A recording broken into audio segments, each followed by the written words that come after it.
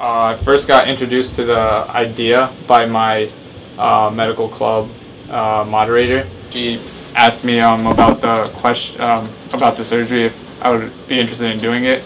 I gladly accepted, and here we are today. Okay.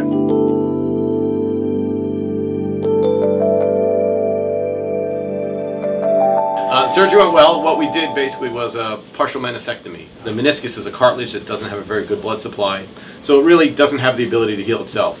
We need to help it along in one way or another. Two basic ways of doing that is to sew the meniscus together if it's repairable, or remove the torn portion. So removing the torn portion is akin to trimming a hangnail. You know, if you have a hangnail and it's kind of hanging out there, if you trim it, it doesn't hurt anymore. Mm-hmm. Unlike a nail, it doesn't grow back. So it's better to have 70% of your meniscus with no loose pieces than have all of your meniscus but it flipping all over the place and causing pain. So the surgery that we did today was to remove the torn portion of that cartilage so that it no longer got caught between the bones and hurt and cause wear and tear and eventually cause arthritis. Okay.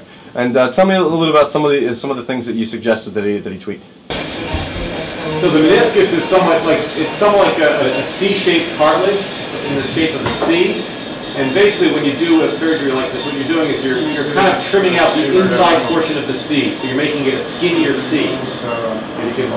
We had made 2 incisions on the front of the knee, just on either side of the kneecap, and we were between the femur and the tibia bone. And where she had her tear was on the medial meniscus, which is that cartilage right there.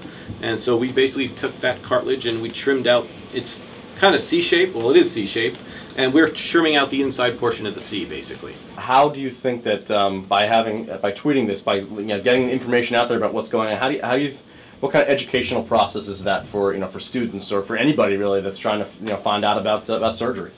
For me, I think what's good is the interaction is good because we can kind of get some information out about what's happening and what type of problems people are having, and what I would potentially like to get out of this is potentially to direct people to appropriate places where they can get information, because you can go on the internet and get any information that you want, and that's something that we as physicians deal with in the office all the time, is people come in with reams of paper of things they printed out from the internet asking if this will work or this will work or that'll work, and to go through all that stuff and and spend time going through all these things that we know don't work, it's much easier to just direct people to a place. So I think that's where, from my standpoint, that's where the internet would be a very helpful thing. Okay.